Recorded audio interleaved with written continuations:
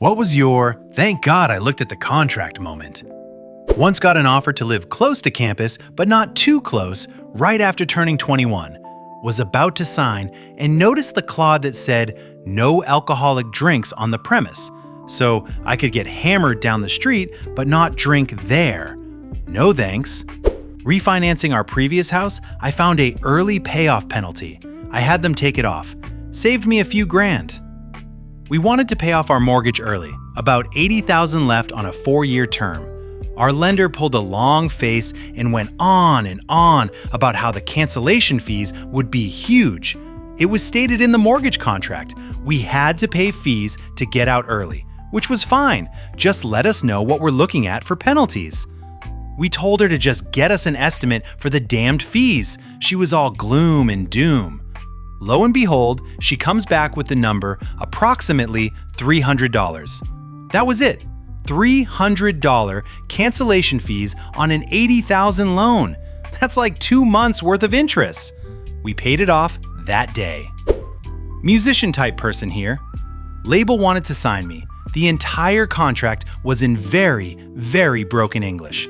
Amongst the idiocy on the contract were such gems as signing over my name, copyrights to all of my past songs, and being held accountable financially for any physical albums that didn't get sold.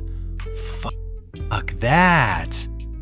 Edit. A couple of people have asked, so I'll leave my Bandcamp link here. It's industrial and incredibly noisy at times, so be prepared. I moved to Chicago a couple of years back. Within the first couple of months I was there, I got hammered with 3 expensive tickets, totaling approximately $800, I think, all within one afternoon for parking in a school zone. It was the summer, I was new to the neighborhood, and the sign was pretty tough to read, but it seemed like I was in the wrong and probably wouldn't be successful if I tried to fight it. So I start looking into my payment options and learn about a payment plan program that the city was unveiling to help folks under financial hardship pay off their tickets. Though I wasn't totally destitute by any means, I had just moved to the city to start a PhD program, and I didn't really have that kind of money just lying around, so I figure that I'll check this program out. As I'm reading up on the program, I read the fine print and learn that, in order to enroll in it, you need to default on your tickets, which causes your fee to double. Then you have to pay that new total in monthly installments. Had to scrounge up the cash to pay the tickets off, which wasn't easy, but I was very happy that I did my HW.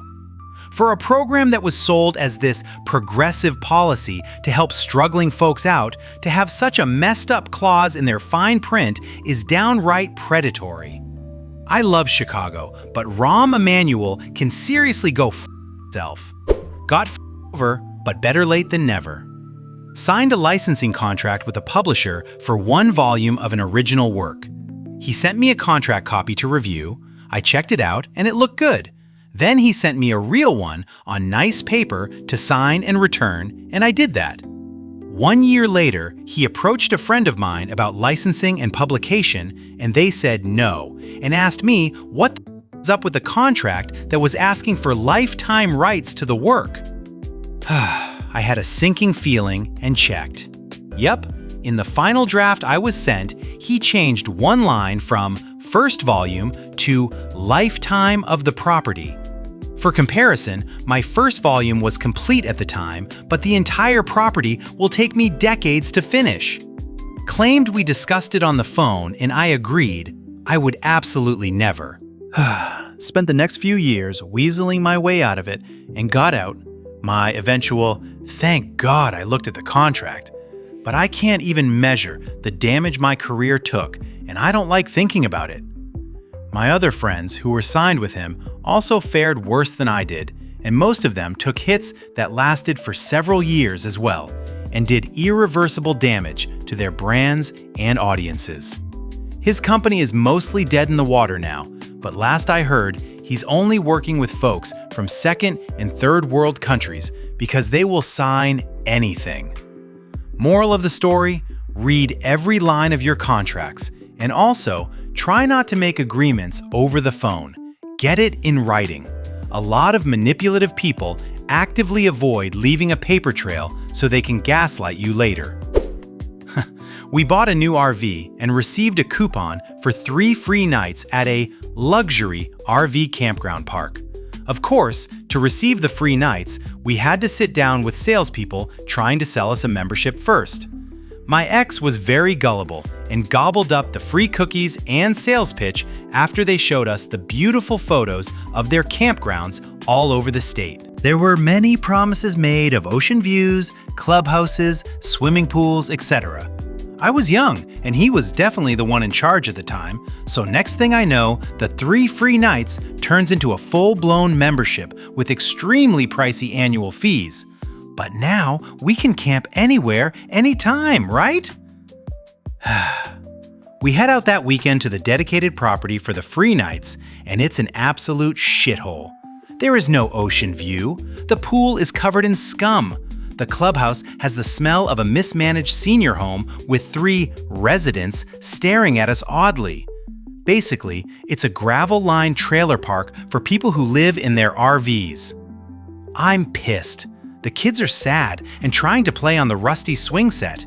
We bailed out that night after driving 3 hours, and the next morning, he tried to cancel. They had told us we could cancel any time. Yeah, right. After rereading the contract, this was a lifetime membership, and you could not cancel it without following their exact fine print instructions of cancellation via certified mail written in the blood of your firstborn. It also had to be done within 48 hours of signing. These assholes send people away for 3 days to a dump, so when you come back, you're contracted for life, like a timeshare. Lucky for us, my bitch fit got us home within 24 hours, wrote up their ridiculous demands for cancellation, and booyah'd right out of there. Then they tried to not refund us despite it all, and I threatened them with litigation, so they finally did. I have a scathing Yelp review about them that gets regular votes for being useful and funny. They recently tried to get it removed and failed. Suck it, you dirty, rotten leeches.